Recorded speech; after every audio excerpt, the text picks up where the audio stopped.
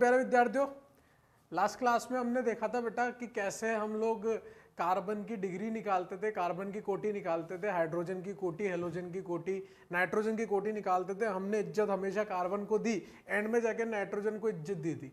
उसके पहले अपन ने सीखा था कैसे सिग्मा बंद पाइबंद निकालते हैं, संकरण कैसे निकालते हैं। आज अपन उसी में कुछ आगे पढ़ते हैं। आगे हमारे लिए जो काम की चीजें वो पढ़ते हैं। तो हम स्टार्ट करते हैं बेटा क्रियात्मक समूह से। ठीक है, क्रियात्मक समूह के बारे में मैंने आपको हल्की सी जानकारी पहले लेक्चर में दे दी थी बेटा कि क्रियात्मक समूह कौन से होते हैं। हाइड्रोकार्बन व्युत्पन्न पढ़ाते वक्त मैंने आपको क्रियात्मक समूह के बारे में बताया था बेटा कि क्रियात्मक समूह कौन होते हैं, जो यौगिक के रासायनिक गुणधर्म के लिए जिम्मेवार होते हैं या फिर जहां पर अधिकतम अभिक्रियाएं होती है। तो क्रियात्मक समूह की परिभाषा क्या हो जाएगी बेटा अपने लिए कि जो यौगिक के रासायनिक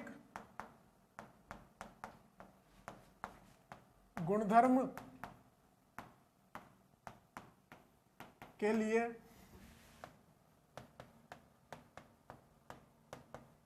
जिम्मेवार होते हैं या जहां अधिकतम अभिक्रियाएं होती हैं।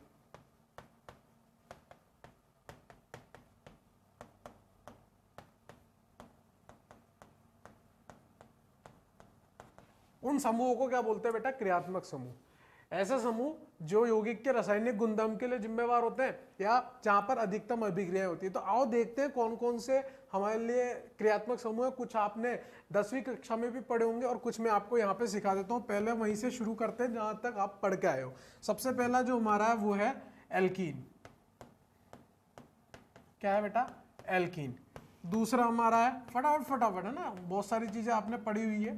ठीक है, केवल प्रैक्टिस की बात है कि दोबारा लिख रहे हैं अपन, एल्काइन। ठीक है, दूसरा क्या है बेटा हमारा, एल्काइन। तीसरा है हमारा बेटा, जहां जहां पे मैं आर लिखूंगा वहां पे सिर्फ आर ही आ सकता है, मतलब वहां पे कार्बन आना आवश्यक है। वहां पे कार्बन आना आवश्यक है। अगर मैं आर ऑब्लिक एच करके लिखूंगा तो वहां पे कार्बन भी आ सकता है बेटा और हाइड्रोजन भी आ सकता है। जैसे मैंने यहाँ पे लिखा ROH, ये क्या होता है बेटा, अल्कोहल। क्या होता है ये, अल्कोहल। फिर और देखो ROR, दोनों तरफ कार्बन आने आवश्यक है, इधर भी कार्बन इधर भी कार्बन। ये क्या होगा बेटा, ईथर। यहां तक नजर आ रहा आपको, ईथर। ठीक है, और देखो बहुत सारे अपन स्टार्ट कर रहे हैं, अभी तो स्टार्ट ही हुआ है। ठीक है, लिखते जाएंगे। ठीक है, नेक्स्ट है हमारा बेटा RX बोले तो एल्कील हैलाइड। आज का लेक्चर बहुत ज्यादा इंफॉर्मेशन बेसिस है।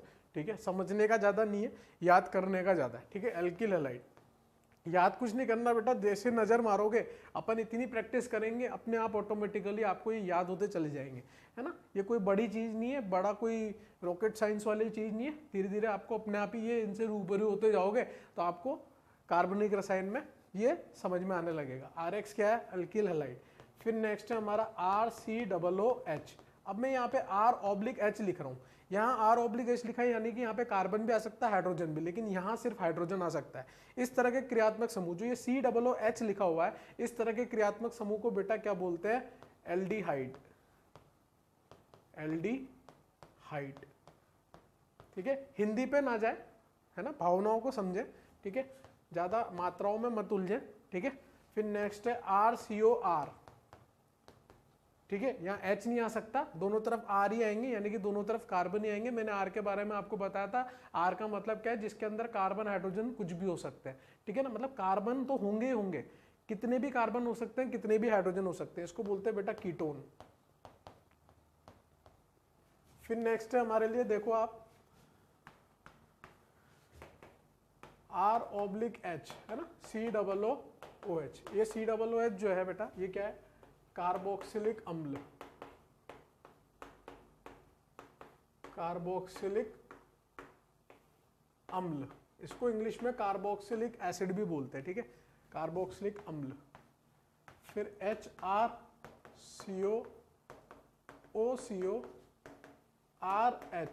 ठीक है, C++O, इधर H भी आ सकता है, इधर कार्बन भी आ सकता है, इधर H भी आ सकता है, कार्बन भी आ सकता है। इसको क्या बोलते हैं बेटा, एनहाइड्राइड, क्या बोलते हैं, एनहाइड्राइड। ठीक है, अगला देखो H/R SO3H, इसको बोलते हैं बेटा सल्फोनिक अम्ल, सल्फोनिक एसिड या सल्फोनिक अम्ल। और देखते हैं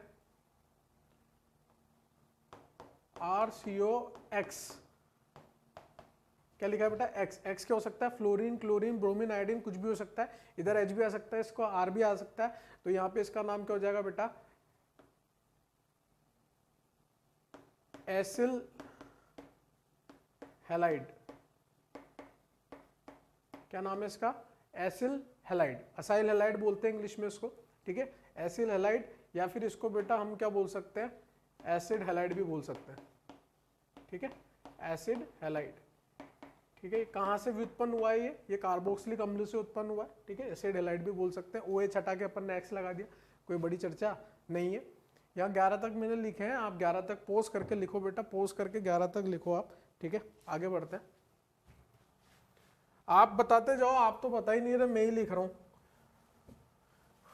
थोड़े बहुत तो आपने भी देखे होंगे, मैं तो आपसे कहता रहता हूँ NCERT पढ़ो, NCERT पढ़ो, NCERT में सब लिखा हुआ है। ठीक है, हम तो इन्फॉर्मेशन दे रहे हैं आपको। और देखो RC∼N, ये क्या है बेटा, साइनाइड। RN∼C, ये क्या है बेटा, आइसोसाइनाइड।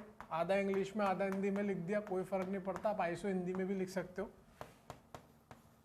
ठीक है, और बताओ RNO2, ये क्या है, नाइट्रो।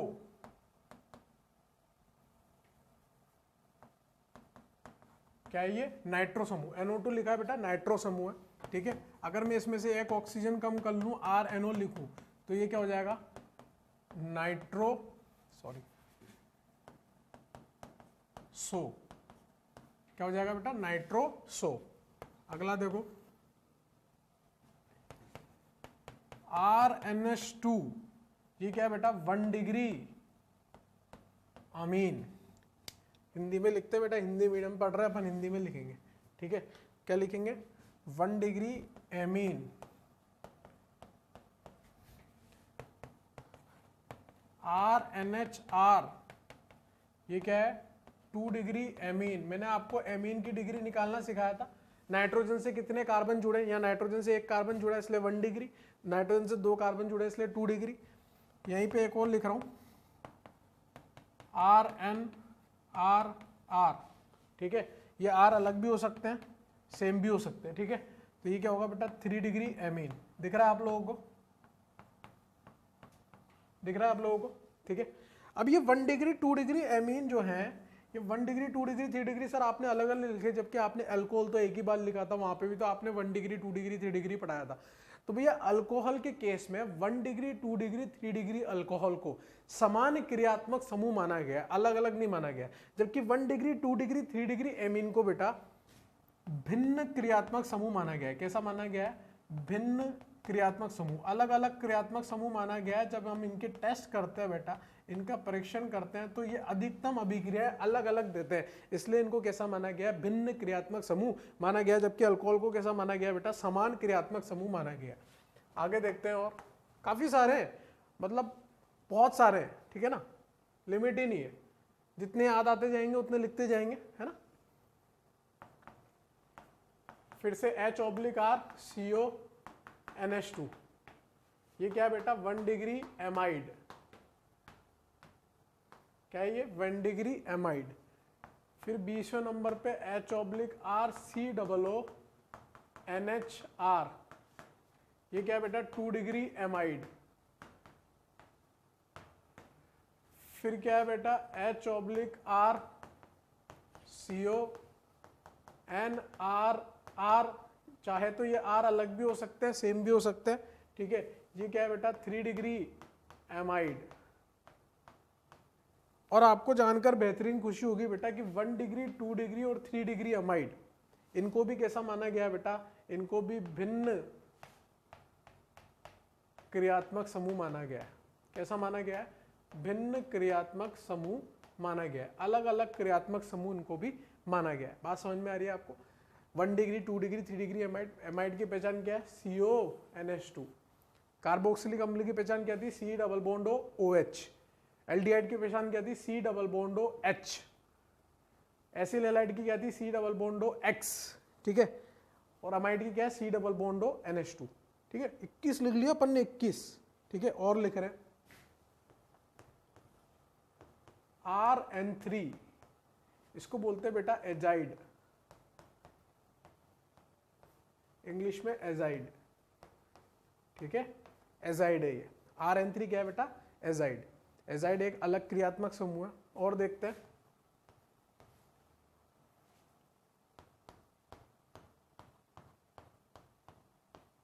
ये क्या है बेटा? फिनॉल। क्या है ये? फिनॉल।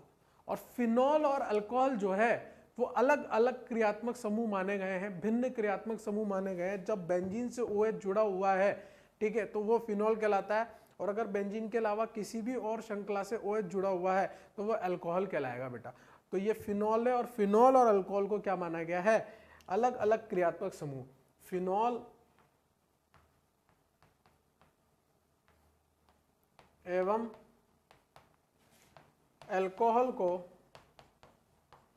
यहीं पे लिख लो आप, अल्कोहल को भिन्न क्रियात्मक समूह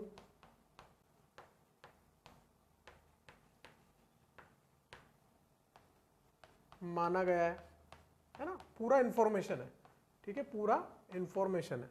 ठीक है, अभी और काफी सारे हम लोग क्रियात्मक समूह लिखेंगे, यहां तक आप नोट डाउन करो।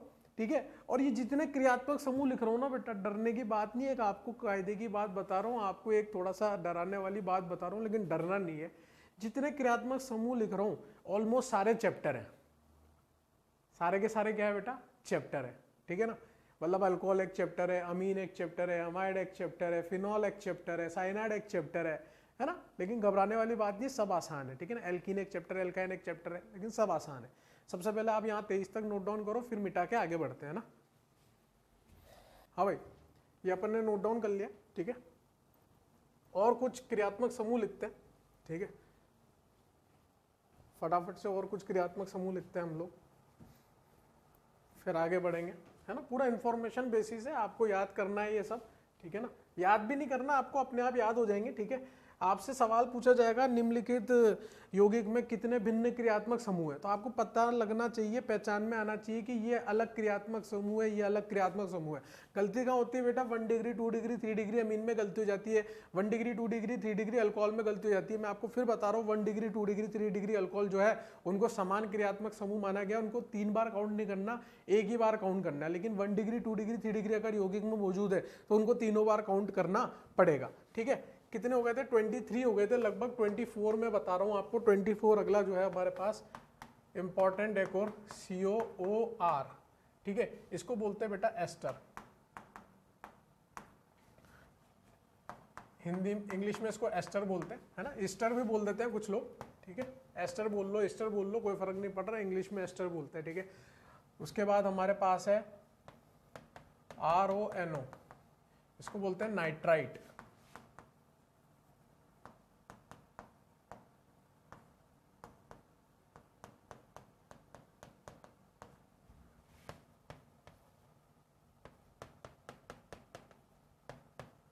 H/R यहाँ पर। ठीक है, इसको बोलते हैं बेटा आइमीन।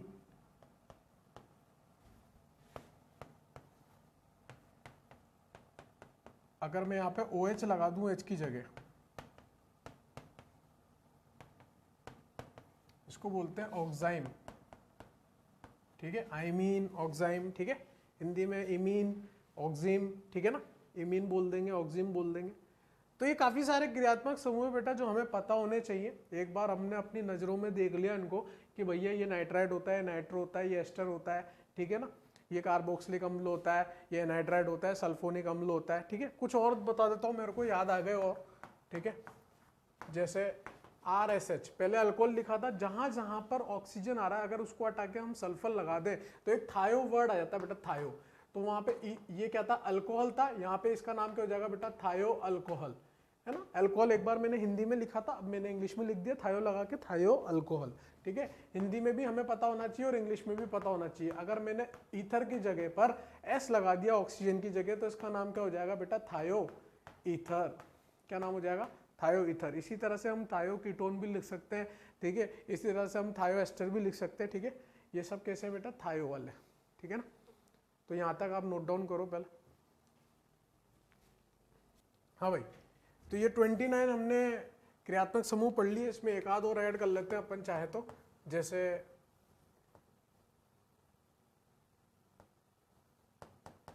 RN double bond C double bond हो, इसको बोलते हैं बेटा आइसोसाइनेट। क्या बोलते हैं, आइसोसाइनेट। चाहो तो लिख लो, मतलब ये इतना इंपॉर्टेंट नहीं है। इंपॉर्टेंट अपने लिए क्या था बेटा, एल्कीन एल्काइन एल्कोहल हो गया, थायो एल्कोहल हो गया, अपने लिए अमीन हो गया। सबसे इंपॉर्टेंट बातें जो हमारे लिए थी वो ये थी बेटा कि 1 डिग्री 2 डिग्री 3 डिग्री अमीन अलग अलग क्रियात्मक समूह होते हैं। अल्कोहल और फिनॉल अलग अलग क्रियात्मक समूह होते हैं। 1 डिग्री 2 डिग्री 3 डिग्री अल्कोहल समान क्रियात्मक समूह होते हैं। चाहे तो आप इस बात को नोट डाउन करके लिख सकते हो, पहला पॉइंट बना के लिख लेना कि 1 डिग्री 2 डिग्री 3 डिग्री अमीन भिन्न क्रियात्मक समूह माने गए हैं। फिर दूसरा पॉइंट लिख लेना आप, 1 डिग्री 2 डिग्री 3 डिग्री अल्कोहल समान क्रियात्मक समूह माने गए हैं। तीसरा पॉइंट आप लिख लेना बेटा, अल्कोहल और फिनॉल भिन्न क्रियात्मक समूह माने गए हैं। बाकी तो आप जैसे जैसे हम आगे बढ़ते जाएंगे आपको अपने आप ही चीजें समझ में आती चली जाएगी। नेक्स्ट बात जो बेटा अपन चर्चा करने जा रहे हैं वो ये है बेटा अपने लिए कि कार्बनिक यौगिकों का वर्गीकरण कैसे करें, ठीक है। इतने सारे तरह के यौगिक हम लोगों को पढ़ना है तो उसको क्लासीफाई करना जरूरी है, उसको एक कास्ट देनी जरूरी है। जैसे हमारे इंडिया में कितनी कास्ट होती है, कोई राजपूत होते हैं, कोई जैन होते हैं, कोई मुस्लिम होते हैं, हिंदू होते हैं, हिंदू में कितनी तरह की जातियां हैं, ठीक है। उसी तरह से कार्बनिक यौगिकों का भी वर्गीकरण करना आवश्यक है। तो आओ इसमें लिखते हैं हम लोग कार्बनिक यौगिकों का वर्गीकरण, ठीक है। नेक्स्ट जो हमारा टॉपिक है कार्बनिक यौगिकों का वर्गीकरण। कैसे कार्बनिक यौगिकों का वर्गीकरण किया है उसको समझते हैं हम लोग, ठीक है। हेडिंग लगा ली कार्बनिक यौगिकों का वर्गीकरण। अब देखो कार्बनिक यौगिकों का वर्गीकरण मुख्यतः 2 भागों में तो बांटा ही गया है, फिर उन 2 भागों को हम आगे और क्लासिफाई कर लेंगे। सबसे पहला तो क्या है, खुली श्रृंखला यौगिक। वापिस से मैं बोल रहा हूँ एकदम देसी भाषा में पढ़ेंगे, ठीक है, किताबी लैंग्वेज में नहीं पढ़ेंगे। खुली श्रृंखला यौगिक, ठीक है। किताब में इसको बहुत तरीकों से लिखा हुआ है, ठीक है। अचक्रीय भी लिख दिया है, खुली श्रृंखला यौगिक बोल देते हैं, कुछ लोग इसको अचक्रीय बोल देते हैं, ठीक है। ये क्या है बेटा, एलिफेटिक, इसको इंग्लिश में एलिफेटिक यौगिक भी बोलते हैं, और एलिफेटिक को हिंदी में क्या बोलते हैं बेटा, वसीय, ठीक है, वसीय यौगिक भी बोलते हैं, ठीक है। एलिफेटिक बोल दो, वसीय बोल दो, खुली श्रृंखला बोल दो, अचक्रीय बोल दो। और दूसरा हमारे लिए क्या हो जाएगा बेटा, चक्रीय यौगिक। क्या हो जाएगा, चक्रीय यौगिक। एक खुली श्रृंखला है, दूसरी चक्रीय यौगिक। चक्रीय यौगिक को वलय यौगिक भी बोल देते हैं, ठीक है। अब ये खुली श्रृंखला यौगिक 2 भागों में फिर से डिवाइड है बेटा। 2 भाग कौन कौन से, एक तो है हमारा संतृप्त यौगिक। क्या है बेटा, संतृप्त यौगिक, जिसको इंग्लिश में हम सैचुरेटेड कंपाउंड बोलते हैं, सैचुरेटेड कंपाउंड। अभी बता देंगे सैचुरेटेड कंपाउंड क्या है। और दूसरा है हमारा असंतृप्त यौगिक। एक एक चीज की मैं आपको डेफिनेशन लिखा दूंगा, एक एक चीज के एग्जाम्पल दे दूंगा, जितने वर्गीकरण करूंगा सबका एग्जाम्पल दूंगा, ठीक है। टेंशन लेने की कोई चर्चा नहीं है, कोई बात ही नहीं है। अनसैचुरेटेड कंपाउंड, संतृप्त यौगिक और असंतृप्त यौगिक। उसी तरह से चक्रीय यौगिक को फिर से 2 भागों में बांटा गया है बेटा। 2 भाग क्या है हमारे, समचक्रीय यौगिक और विषम चक्रीय यौगिक। अभी समचक्रीय विषम चक्रीय क्या होते हैं वो हम लोग अभी देख लेंगे थोड़ी देर में। समचक्रीय यौगिक को बेटा फिर से 2 भागों में बांटा गया है। एक होते हैं एलिसाइक्लिक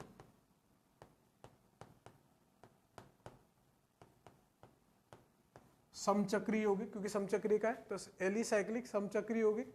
दूसरा क्या है बेटा, एरोमेटिक समचक्रीय यौगिक। जिस तरह से एलिसाइक्लिक एरोमेटिक समचक्रीय यौगिक है वैसे ही विषम चक्रीय भी 2 भागों में बटे हुए हैं। एलिसाइक्लिक विषम चक्रीय यौगिक और एरोमेटिक विषम चक्रीय यौगिक। अब ये एरोमेटिक बेटा दो भागों में फिर से बटे हुए हैं, ये एरोमेटिक दो भागों में फिर से बटे हुए हैं। एक होता है बेटा बेंजेनॉइड,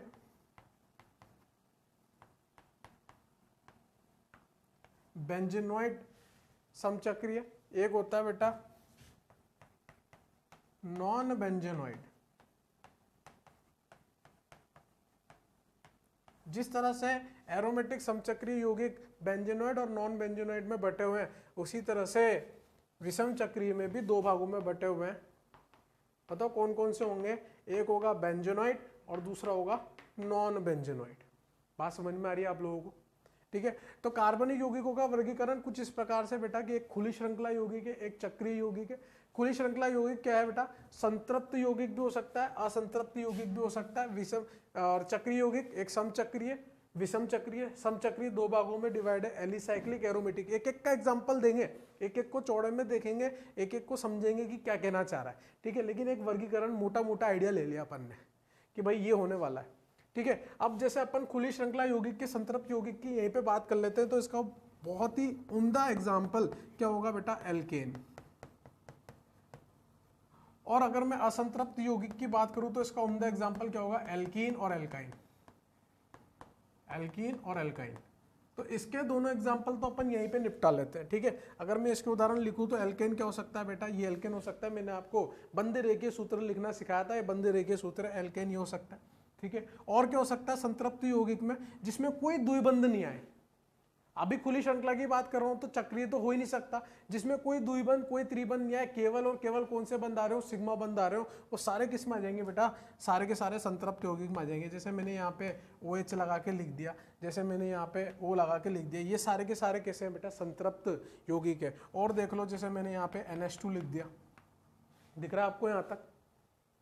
फिर यहाँ पे एल्कीन और एल्काइन की बात करी मैंने, असंतृप्त यौगिक की बात करी, तो असंतृप्त यौगिक क्या होंगे? जिसमें द्विबंध या त्रिबंध आ रहा हो। क्योंकि ये कैसा है बेटा? खुली श्रृंखला की बात कर रहा हूँ, चक्रीय की तो बात ही नहीं कर रहा अभी मैं।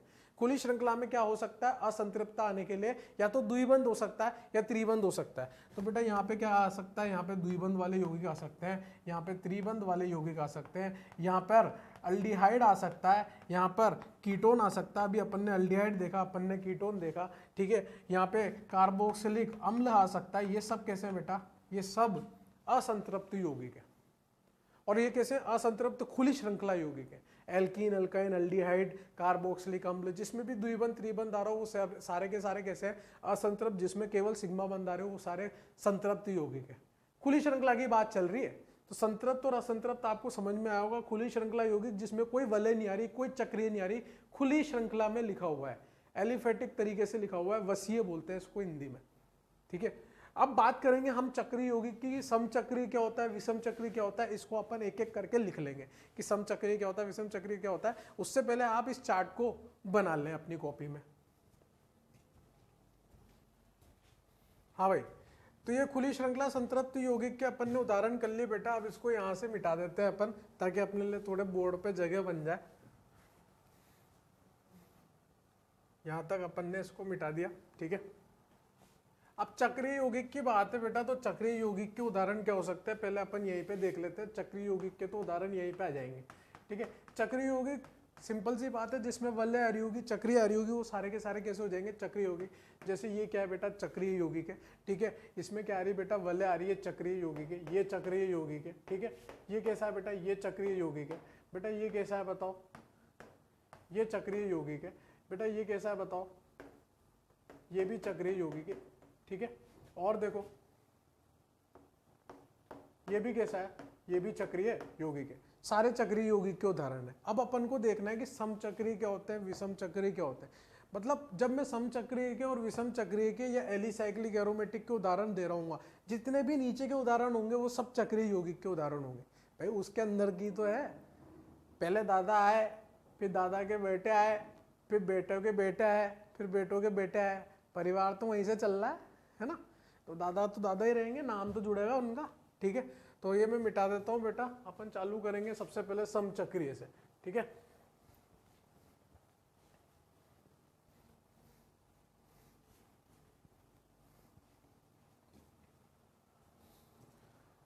सबसे पहली हमारे लिए समचक्रीय।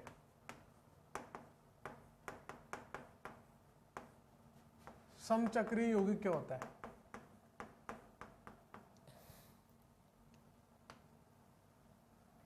समचक्रीय यौगिक क्या होता है बेटा? नाम से पता चल रहा है सम। ऐसे यौगिक जो केवल जिसमें केवल वलय जो है वो कार्बन से मिलके बनी हो, ठीक है ना, कार्बन के अलावा कोई दूसरा परमाणु ना आता हो, वो कैसे कहलाते हैं बेटा? समचक्रीय यौगिक। वह यौगिक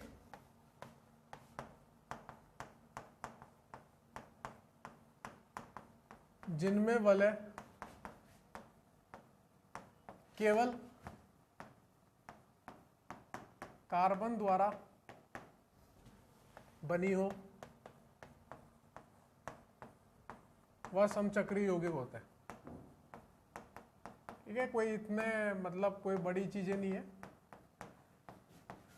सिंपल सी बातें हैं, एग्जाम्पल से समझ में आ जाएगा। परिभाषा की भी इतनी रिक्वायरमेंट नहीं है बेटा, सारा खेल किसका? उदाहरण का। सीधे उदाहरण देखते हैं, ठीक है। इसको देख के बताओ, इसमें सारे के सारे क्या आ रहे हैं? कार्बन आ रहे हैं। ये जो चक्रीय बन रही है किससे मिलके बनी है बेटा? कार्बन ही कार्बन से मिलके बनी है, तो ये कैसा है बेटा? हमारा समचक्रीय यौगिक। अगला एग्जाम्पल देख के बताओ, इसको देख के बताओ, इसमें सारे के सारे क्या आ रहे हैं बेटा? कार्बन आ रहे हैं, ये भी हमारे लिए क्या है? समचक्रीय यौगिक। अगला एग्जाम्पल देख के बताओ, इसमें सारे के सारे कार्बन आ रहे हैं और ये भी हमारे लिए कैसा है? समचक्रीय यौगिक। मतलब एक ही परमाणु द्वारा निर्मित है, उसको क्या बोलेंगे? समचक्रीय यौगिक बोलेंगे। और देखो ये भी हमारे लिए कैसा है बेटा? समचक्रीय यौगिक। और देख लो जितने चाहो उतने, ये भी हमारे लिए क्या है बेटा? समचक्रीय यौगिक। क्योंकि सारे के सारे कैसे हैं? केवल एक ही परमाणु के द्वारा बने हुए हैं, और वो परमाणु कौन सा है? कार्बन। इसलिए क्या बोला इसको? समचक्रीय यौगिक। अच्छा ये बताओ ये कैसा है? इसमें देखो कार्बन के अलावा दूसरा अन्य परमाणु ऑक्सीजन आ गया, इसका मतलब ये समचक्रीय यौगिक नहीं है। बात समझ में आती है? तो ये समचक्रीय यौगिक की बात थी बेटा कि वह वलय जो केवल कार्बन द्वारा निर्मित हो, एक ही परमाणु द्वारा निर्मित हो, उसको क्या बोलते हैं? समचक्रीय यौगिक बोलते हैं। यहां तक फटाफट आप नोट डाउन करो पोस्ट करके, ठीक है। नेक्स्ट मैं यहाँ पे लिखने जा रहा हूँ विषम चक्रीय यौगिक, ठीक है ना। यहीं पे मैं मिटा दूंगा इसको और इसी में लिख देंगे, टाइम वेस्ट करने का मतलब नहीं है। नेक्स्ट है आपका विषम चक्रीय यौगिक, ठीक है। विषम चक्रीय यौगिक वह यौगिक जिनमें वलय कार्बन, पूरा यहां से मिटा देता हूं, वह यौगिक जिनमें वलय कार्बन एवं अन्य परमाणुओं से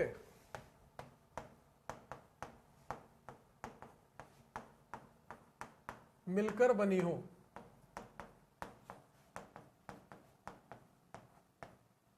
वह विषम चक्रीय यौगिक कहलाते हैं। सीधे उदाहरण से समझते बेटा, उदाहरण से, सारा खेल उदाहरण का है, ठीक है। उदाहरण से हम लोग समझते हैं कि उदाहरण क्या होंगे।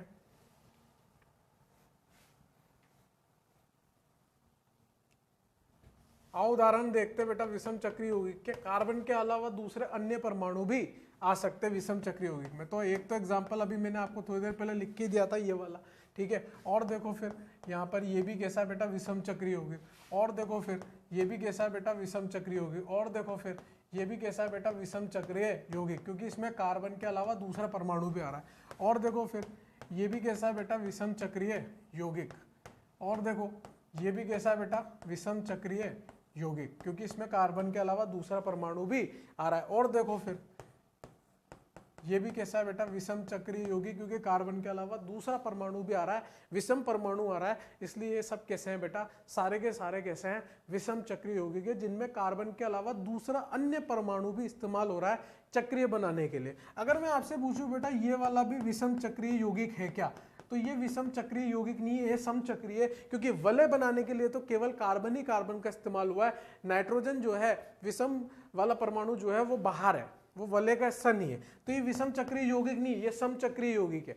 गलत ना समझे, लोग ये सोच लेते हैं कि सर कार्बन के अलावा नाइट्रोजन भी आ रहा है तो ये विषम चक्रीय यौगिक हुआ। ये विषम चक्रीय नहीं है, ये समचक्रीय है, क्योंकि चक्रीय बनाने के लिए तो हमने केवल कार्बन का इस्तेमाल किया है, नाइट्रोजन, ऑक्सीजन, सल्फर, फास्फोरस किसी और का इस्तेमाल नहीं किया है। तो ये विषम चक्रीय यौगिक की कहानी थी बेटा। अब हम लोग समचक्रीय विषम चक्रीय समझ चुके हैं, अब हम समचक्रीय के अंदर चलेंगे। एलिसाइक्लिक समचक्रीय क्या होता है और एरोमेटिक समचक्रीय क्या होता है। फिर इसी तरह से हम विषम चक्रीय में चलेंगे कि एलिसाइक्लिक विषम चक्रीय क्या होते हैं, एरोमेटिक विषम चक्रीय क्या होते हैं। जब हम ये पढ़ लेंगे फिर हम देखेंगे बेंजोनॉइड और नॉन बेंजोनॉइड क्या होता है। ठीक है, एक एक करके बिल्कुल छोटी छोटी चीजें हैं, ठीक है। ये छोटी छोटी चीजें आपके सब्जेक्ट को इंप्रूव करने में मदद करती है, आपके सब्जेक्ट को बनाने में मदद करती है। आप इनको इग्नोर करोगे तो फिर आपको सब्जेक्ट आपको इग्नोर करने लग जाएगा। बात समझ में आ रही है? ठीक है, तो दोनों तरफ का रास्ता भैया, अगर आप इसको छोड़ोगे तो सब्जेक्ट आपको छोड़ देगा। मैं बेवकूफ नहीं हूं यार कि जो मैं आपको छोटी छोटी चीजें डिस्कस कर रहा हूं, ठीक है। कुछ ना कुछ मकसद होगा, कुछ ना कुछ इसमें, मतलब देखो समझाने का कुछ नहीं है, सिंपल इंफॉर्मेशन है। अगर समझाने का कुछ होता तो और ज्यादा पता नहीं क्या करता मैं, लेकिन ये सिंपल इंफॉर्मेशन है, ठीक है ना। ये आपको सुननी पड़ेगी और लिखनी पड़ेगी और दिमाग में बिठानी पड़ेगी, सिंपल सी बात है, ठीक है। तो यहां तक आप नोट डाउन करो, फिर आगे देखते हैं। तो बेटा ये विषम चक्रीय यौगिक देखा अपन ने। अब नेक्स्ट हम जो देख रहे हैं बेटा वो एलिसाइक्लिक समचक्रीय यौगिक देखेंगे, ठीक है। पहले हम लोग इसको मिटा दें ताकि ये जो गोरापन आ रहा है इस बोर्ड के अंदर वो थोड़ा सा कम हो जाए, लेकिन मैं कोशिश कर रहा हूँ बेटा, कम नहीं हो पा रहा है गोरापन। और बताओ, वो जो कहते हैं ना, कोशिश करने वालों की हार नहीं होती, ठीक है, जीत भी नहीं होती बेटा, है ना। 50-50 है, लेकिन फिर भी चलो कर लेते हैं, इसके अलावा अपने पास कोई ऑप्शन भी नहीं है। वाह यार, भाई बन गया हूं मैं आज। चलो पहले से काफी सुंदर दिख रहा है, स्टार्ट करते हैं, ठीक है। नेक्स्ट अपन लोग जो बेटा स्टार्ट कर रहे हैं वो क्या है, हमारी नई परिभाषा है एलिसाइक्लिक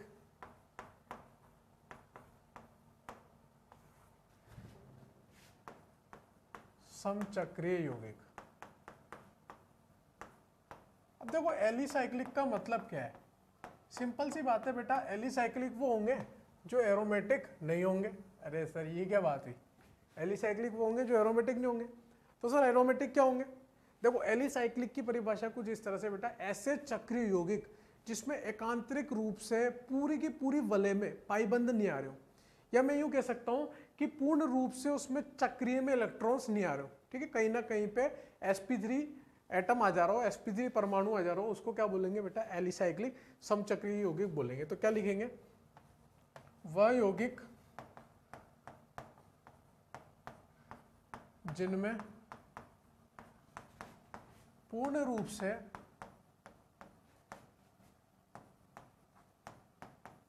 चक्रीय में या वलय में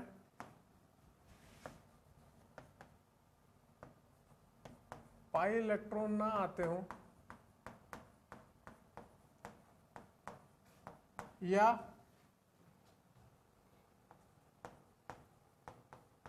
परमाणुओं का संकरण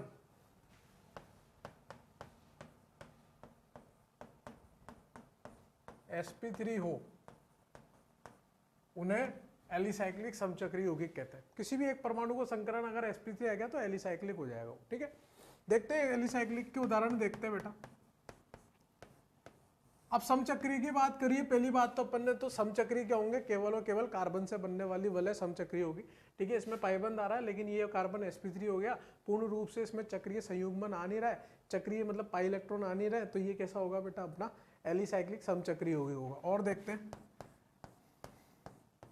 ये भी हमारा कैसा होगा बेटा, एलिसाइक्लिक समचक्रीय यौगिक होगा, क्योंकि यहाँ पर भी इस कार्बन और इस कार्बन का संकरण जो है sp3 आ गया।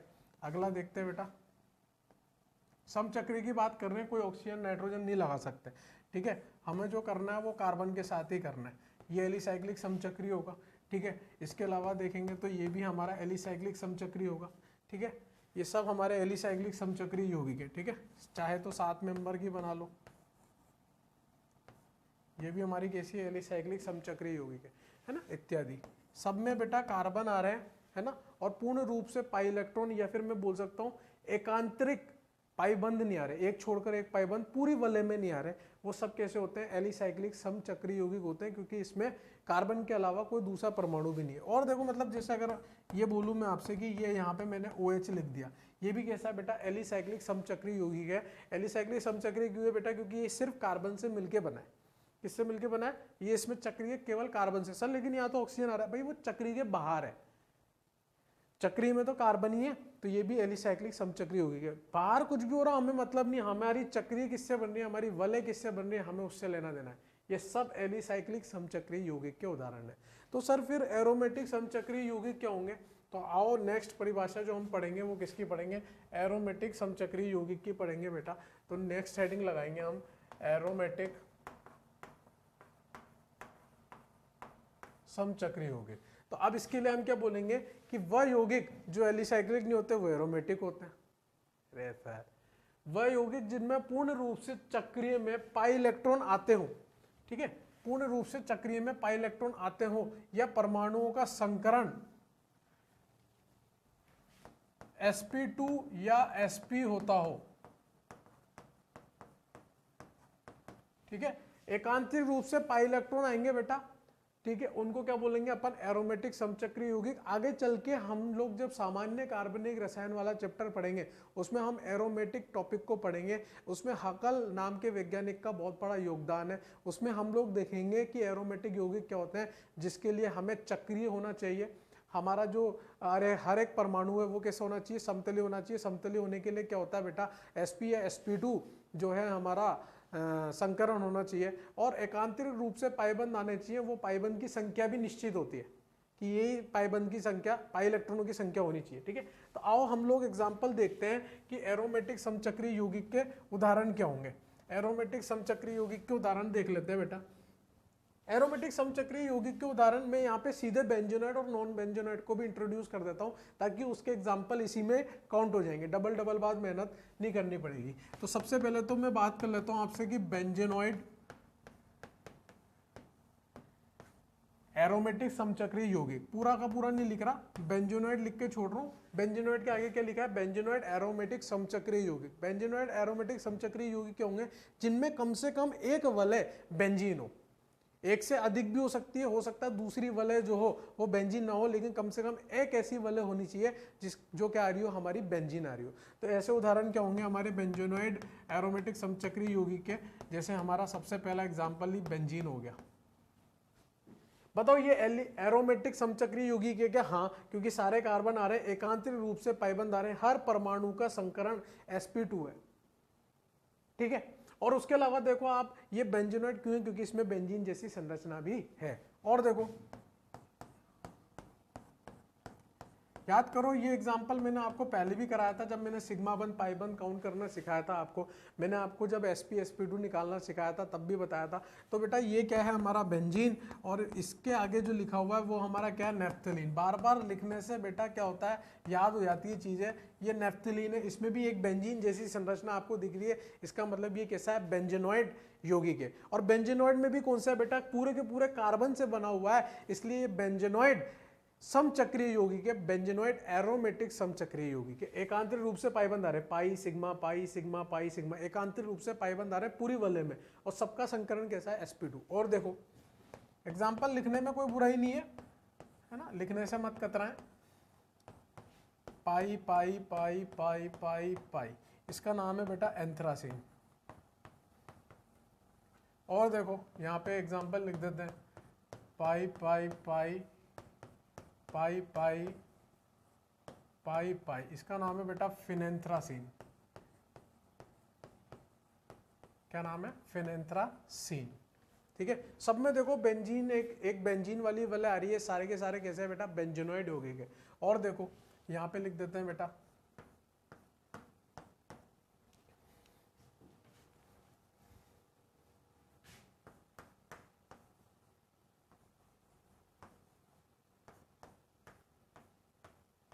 इसका नाम है बेटा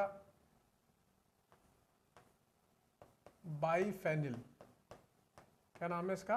बाइफेनिल। इसमें भी आप देखोगे बेटा तो यहाँ पे बेंजीन आ रही है, यहाँ पर बेंजीन आ रही है, एक संरचना बेंजेनॉइड जैसी है, इसलिए ये भी कैसा है? बेंजेनॉइड यौगिक है। और सारे के सारे कार्बन से मिलकर बना है, इसलिए ये चक्रीय पूरी कार्बन से मिलकर बनी है, कोई दूसरा परमाणु नहीं आ रहा, कोई ऑक्सीजन नाइट्रोजन नहीं आ रहा। इसका मतलब ये बेंजेनॉइड एरोमेटिक समचक्रीय यौगिक है। तो सब बेंजेनॉइड समचक्रीय यौगिक तो बात समझ में आ गई। अब ये बताओ कि नॉन बेंजेनॉइड कैसी दिखेगी? तो आओ थोड़ी सी नॉन बेंजेनॉइड पर चर्चा करते हैं बेटा कि नॉन बेंजेनॉइड एरोमेटिक समचक्रीय यौगिक कैसे दिखेंगे। पहले तो नॉन बेंजोनॉइड की कहानी समझने के लिए हमें ये समझना पड़ेगा कि नॉन बेंजोनॉइड को कौन सी कैटेगरी में रखा गया है। ऐसा क्या होगा कि उसको नॉन बेंजोनॉइड बोला है, ठीक है, लेकिन एरोमेटिक तो है। तो बेटा नॉन बेंजोनॉइड क्या है, जिसमें बेंजीन जैसा स्थाई हो, बेंजीन वाले ना हो लेकिन कैसा हो, बेंजीन जैसा स्थाई हो, उसको नॉन बेंजोनॉइड बोला है। कैसा स्थाई होना चाहिए, बेंजीन जैसा स्थाई हो उसे नॉन बेंजीनॉइड कहा गया है। उसमें बेंजीन जैसी संरचना तो नहीं होगी लेकिन वो कैसा होगा बेटा, बेंजीन जैसा स्थाई जरूर रखता होगा। जैसे हम एग्जांपल देखते हैं बेटा, एक पहली बात तो समचक्रीय बनाना है तो कार्बन के अलावा कोई दूसरा परमाणु इस्तेमाल नहीं कर सकता। सर आपने तो कर लिया ऑक्सीजन, अरे भैया वलय में देखो, वलय में केवल कार्बन ही आ रहे हैं और एकांतरिक रूप से पाइबंद आ रहे हैं। हर कार्बन का संकरण sp2 आ रहा है यानी कि समतलीय, यानी कि यौगिक एरोमेटिक है। अभी तक जितनी अपने पास जानकारी है उसके हिसाब से मैं बोल रहा हूँ ये यौगिक एरोमेटिक है। और मैं आपको ये भी बताना चाह रहा हूँ कि इसकी स्थाई जो है वो बेंजीन के मुकाबले है, इसलिए इसको नॉन बेंजोनॉइड एरोमेटिक समचक्रीय यौगिक बोला गया। इसका नाम है बेटा ट्रोपोलोन। क्या बोलते हैं इसको, ट्रोपोलोन। और देखो इसी के जैसा एक और है, यहाँ पे मैंने OH लगा दिया बेटा, इसकी भी कैसी है, बेंजीन जैसी स्थाई है। हालांकि इसमें बेंजीन जैसी संरचना नहीं है, इसीलिए इसको किस कैटेगरी में रखा गया, नॉन बेंजोनॉइड में, क्योंकि इसका स्थाई बेंजीन जैसा है, ये समचक्रीय है, इसलिए इसको नॉन बेंजोनॉइड एरोमेटिक समचक्रीय यौगिक में रखा गया। जिस तरह से मैंने आपको एरोमेटिक समचक्रीय यौगिक बताया है उसी तरह से मैं आपको एरोमेटिक विषम चक्रीय यौगिक बताऊंगा, एलिसाइक्लिक विषम चक्रीय यौगिक बताऊंगा कि विषम चक्रीय में क्या इंपॉर्टेंट है। उसमें कार्बन के अलावा दूसरे परमाणु भी इंट्रोड्यूस हो जाएंगे चक्रीय बनाने के लिए। तब तक आप इसको नोट डाउन करो, सिंपल चीज है। तो बेटा ये एरोमेटिक समचक्रीय यौगिक आपको समझ में आ गया होगा, बेंजोनॉइड कौन से होते हैं और नॉन बेंजोनॉइड कौन से होते हैं, ठीक है। अब नेक्स्ट हम लोग विषम चक्रीय की बात करेंगे बेटा, कि विषम चक्रीय यौगिक कौन से होते हैं। जो मैं आपको बता चुका हूँ थोड़ा सा पहले कि विषम चक्रीय यौगिक वो होते हैं जिनमें कार्बन के अलावा कोई दूसरा अन्य परमाणु भी इस्तेमाल हो रहा हो, किसके लिए, वलय बनाने के लिए। तो अपन उसमें सीधे एलिसाइक्लिक और एरोमेटिक वाली बात करेंगे, ठीक है, क्योंकि विषम चक्रीय की परिभाषा मैं आपको पहले ही लिखा चुका हूं, ठीक है ना। तो अपन किसकी बात करेंगे, एलिसाइक्लिक, एलिसाइक्लिक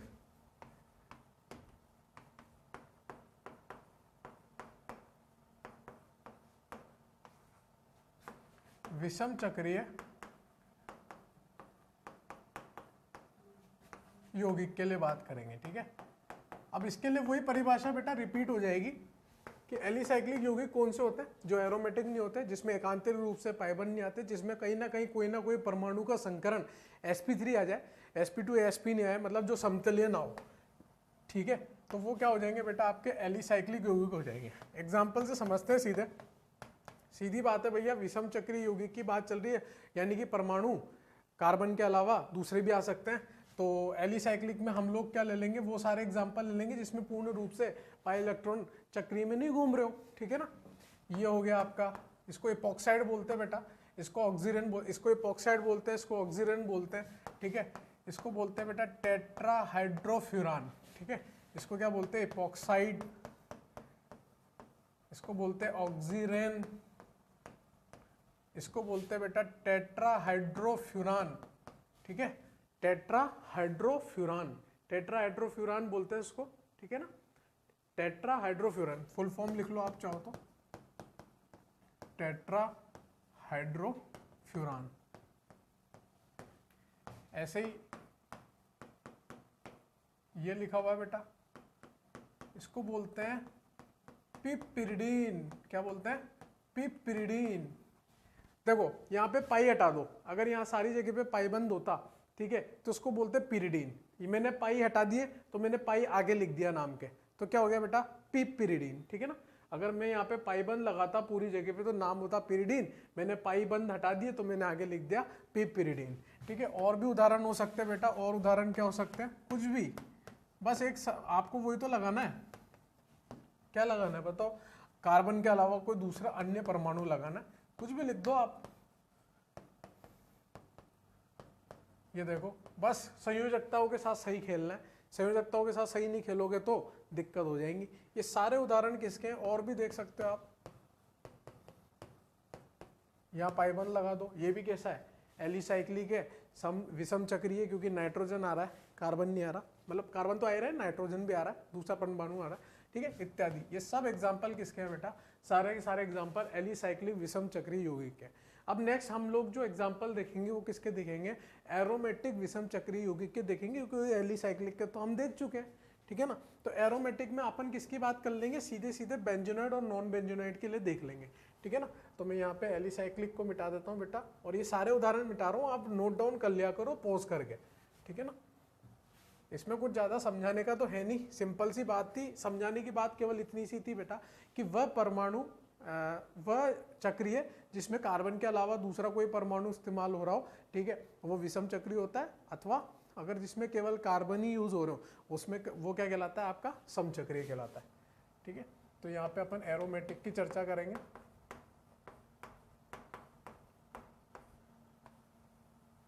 एरोमेटिक विषम चक्रीय यौगिक। अब एरोमेटिक विषम चक्रीय यौगिक दो भागों में बटा हुआ था बेटा। कौन कौन से भागों में बटा हुआ था, एक तो बेंजोनॉइड और एक नॉन बेंजोनॉइड। एक तो बेंजोनॉइड की बात करी थी हमने और एक नॉन बेंजोनॉइड की, ठीक है। तो बेंजोनॉइड और नॉन बेंजोनॉइड में अंतर क्या है, बेंजोनॉइड में बेटा एक वलय बेंजीन जैसी दिखेगी, ठीक है। नॉन बेंजोनॉइड में वलय बेंजीन जैसी नहीं दिखेगी, लेकिन उसका स्थायी जो होगा वो बेंजीन जैसा होगा। वलय बेंजीन जैसी नहीं दिखेगी, लेकिन उसका स्थायी कैसा होगा बेटा, बेंजीन जैसा। अगर मैं उदाहरण के तौर पे बात करूं तो यहाँ पर देखो उदाहरण भी आ जाएगा, इसका नाम क्या है बेटा, पिरिडीन। याद है अभी मैंने आपको पी पिरिडीन लिखा था, मैंने बोला था यहाँ पाई इलेक्ट्रॉन नहीं आएंगे, पाई बंद नहीं आएंगे, तो मैंने पाई लगा दिया था आगे, तो वो पी पिरिडीन हो गया था। ये क्या है हमारा पिरिडीन। ये किसका एग्जांपल है बेटा, बेंजोनॉइड एरोमेटिक विषम चक्रीय यौगिक। विषम चक्रीय क्यों बोला, क्योंकि कार्बन के अलावा कोई दूसरा अन्य परमाणु नाइट्रोजन इस्तेमाल हो रहा है और एकांतरिक रूप से पाइबंद आ रहे हैं, हर परमाणु का संकरण sp2 आ रहा है, इसलिए ये कैसा है बेटा, एरोमेटिक है। साथ के साथ ये कैसा है, बेंजीन जैसी वलय रख रहा है, इसलिए बेंजोनॉइड एरोमेटिक विषम चक्रीय यौगिक है। अगर मैं नॉन बेंजोनॉइड की बात करूं बेटा तो काफी सारे उदाहरण मेरे पास नॉन बेंजोनॉइड के लिए है, ठीक है। सबसे पहला उदाहरण तो हमारे पास ये हो जाएगा, इसका नाम क्या है बेटा, इसका नाम है पाइरोल। क्या नाम है इसका, पाइरोल, ठीक है। और देखो याद है अभी अपन ने थोड़ी देर पहले पढ़ा था टेट्राहाइड्रोफ्यूरान, इसका नाम होता है बेटा फ्यूरान, ठीक है। टेट्राहाइड्रोफ्यूरान, यहाँ से मैं पाइबंद हटा के 2 हाइड्रोजन इधर 2 हाइड्रोजन इधर 4 हाइड्रोजन बढ़ा दूंगा, 4 हाइड्रोजन बढ़ाते बेटा नाम क्या हो जाएगा, टेट्राहाइड्रोफ्यूरान। और देखो इसका नाम क्या हो जाएगा बेटा, थायोफीन। क्या नाम है इसका, थायोफीन, ठीक है।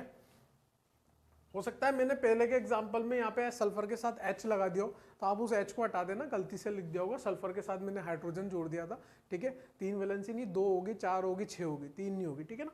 तो उसको हटा देना आप, है ना, हाइड्रोजन को, ठीक है, हो जाता है जल्दीबाजी में, ठीक है। थायोफीन हो गया भैया, ठीक है, पायरोल हो गया, फ्यूरान हो गया, थायोफीन हो गया। ऐसे बहुत सारे एग्जाम्पल हो सकते हैं बेटा, है ना।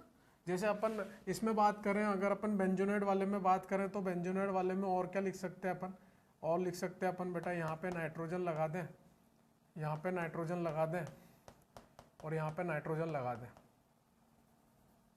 पाई पाई पाई। ये भी कैसा है बेटा, बेंजीन जैसी वलय रख रहा है, ठीक है। तो ये भी कैसा है, एरोमेटिक विषम चक्रीय यौगिक है, ठीक है ना। यहाँ पे कार्बन के अलावा दूसरा अन्य परमाणु भी इस्तेमाल हो रहा है चक्रीय बनाने के लिए, और एरोमेटिक है क्योंकि हर परमाणु का sp2 संकरण आ रहा है, और बेंजीन जैसी वलय रख रहा है, इसलिए बेंजोनॉइड। और ये बेंजीन जैसी वलय नहीं रख रहे, इसलिए कैसे है बेटा, नॉन बेंजोनॉइड संरचना है। सिंपल है, ठीक है। तो आज के लेक्चर में बेटा हम लोगों ने क्या देखा, आज के लेक्चर में हम लोगों ने काफ़ी सारी चीज़ें देखी, जिसमें हमने देखा सबसे पहले क्रियात्मक समूह क्या होता है। बहुत सारे तरह के हमने क्रियात्मक समूह लिखे। आज हम क्रियात्मक समूह से रूबरू हुए, जैसे एल्कीन हो गया, एल्काइन हो गया, अल्कोहल हो गया, एल्काइल हैलाइड हो गया। आपको बिल्कुल जैसे मुझे याद है, कार्बोनिल कंपाउंड हो गया, मतलब एल्डिहाइड हो गया, कीटोन हो गया, कार्बोक्सिलिक अम्ल हो गया, एस्टर हो गया। 1 डिग्री 2 डिग्री 3 डिग्री अमीन, अलग अलग क्रियात्मक समूह होते हैं। 1 डिग्री 2 डिग्री 3 डिग्री अल्कोहल समान क्रियात्मक समूह होते हैं। 1 डिग्री 2 डिग्री 3 डिग्री एमाइड अलग अलग क्रियात्मक समूह होते हैं। अल्कोहल और फिनल अलग अलग क्रियात्मक समूह होते हैं। वहाँ की कहानी ये थी, रिवाइज हो गया वो, ठीक है। फिर अपन ने कार्बनिक यौगिकों का वर्गीकरण देखा बेटा। कार्बनिक यौगिकों के वर्गीकरण में अपन ने देखा एक तो खुली श्रृंखला होती है, एक चक्रीय होती है। खुली श्रृंखला में कोई आपसे सवाल नहीं पूछ रहा है जो खुली श्रृंखला होती है चक्रीय होती है, ये कोई लेना देना नहीं है, लेकिन सवाल क्या आएगा अभी बता रहा हूं मैं आपको। खुली श्रृंखला में क्या देखा अपन ने, एक संतृप्त असंतृप्त, संतृप्त में जिसमें केवल सिग्मा बंध आ रहे थे, असंतृप्त में जिसमें द्विबंध त्रिबंध आ सकता था, सिंपल था वो। फिर चक्रीय में एक समचक्रीय विषम चक्रीय, तो 4 एग्जाम्पल दे देगा वो आपको, बोलेगा इनमें से कौन विषम चक्रीय यौगिक है, तो आप बता दोगे कि नहीं बता दोगे। विषम चक्रीय यौगिक कौन से होंगे, जिसमें कार्बन के अलावा कोई अन्य दूसरा परमाणु और चक्रीय के अंदर, ध्यान रहे बेटा मैं बार बार बोल रहा हूं, चक्रीय के अंदर आना चाहिए, चक्रीय के बाहर कुछ भी है उससे कोई लेना देना नहीं है। अगर चक्रीय का चक्रीय बनाने में योगदान कोई दूसरा विषम परमाणु दे रहा है कार्बन के अलावा, तो उसको विषम चक्रीय बोलेंगे। तो आप टिक कर दोगे जिसमें भी आ रहा होगा, ठीक है। फिर उसमें अपन ने देखा कि एलिसाइक्लिक और एरोमेटिक। एलिसाइक्लिक वो होते हैं जिसमें पूर्ण रूप से पाई बंध के इलेक्ट्रॉन जो है वो एकांतिक रूप से नहीं होते वलय के अंदर, जिसमें कार्बन का संकरण sp2 या sp के अलावा होता है, ठीक है। और एरोमेटिक में सबका sp2 या sp संकरण होना आवश्यक था, ठीक है। इसी तरह से अपन ने फिर एरोमेटिक के अंदर बेंजोनॉइड और नॉन बेंजोनॉइड वाला पार्ट देखा। बेंजोनॉइड के लिए कम से कम एक वलय बेंजीन जैसी होनी चाहिए, और नॉन बेंजोनॉइड के लिए वलय बेंजीन जैसी होनी नहीं चाहिए, लेकिन नॉन बेंजोनॉइड के लिए बेंजीन जैसा स्थायी होना आवश्यक है, ठीक है। फिर अपन ने वहां पर देखा विषम चक्रीय में, तो सेम ऐसा का ऐसा 2 कॉपी वहां पर अपन ने देख लिया, बेंजोनॉइड, नॉन बेंजोनॉइड, एलिसाइक्लिक और एरोमेटिक के बारे में, ठीक है। तो अगली क्लास में हम लोग आगे बढ़ेंगे बेटा। अगली क्लास में हम बहुत इंपॉर्टेंट टॉपिक पढ़ने वाले हैं जिसका नाम है द्विबंध तुल्यांक या असंतृप्तता की कोटि, जिसका मतलब बेहतरीन रूप से योगदान है। अगर आपको समाव्यवस्था जो आगे चैप्टर आने वाला है वो पूरा का पूरा मैं मानता हूँ कि DU के बेसिस पे, मतलब असंतृप्तता की कोटि पे बेसिस है, अगर वो आपको निकालना आता है तो आपको कार्बनिक रसायन में ज़्यादा दिक्कत नहीं आएगी, क्योंकि आगे चल के जब हम सवाल करेंगे तो DU का बहुत बड़ा फैक्टर होता है, डिग्री ऑफ अनसेचुरेशन का बहुत बड़ा फैक्टर होता है। तो NCERT आप पढ़ते रहें, मेरी यही आशा है कि आप NCERT पढ़ रहे होंगे। मैं सोच के चल रहा हूँ, पता नहीं आप पढ़ रहे होंगे नहीं पढ़ रहे होंगे, मुझे भी नहीं पता। देखो आप जितना ज़्यादा आप मतलब मुझे मोटिवेट करोगे, ऑटोमेटिकली मैं आपको उतना ज़्यादा मोटिवेट करूँगा, क्योंकि गिव एंड टेक की भावना है भैया अपने में। तो मैं तो आपको एक ही चीज़ सजेस्ट करता हूँ, NCERT पढ़ते रहो और क्वेश्चन लगाते रहो, और बाकी तो मिलते हैं अगली क्लास में। धन्यवाद।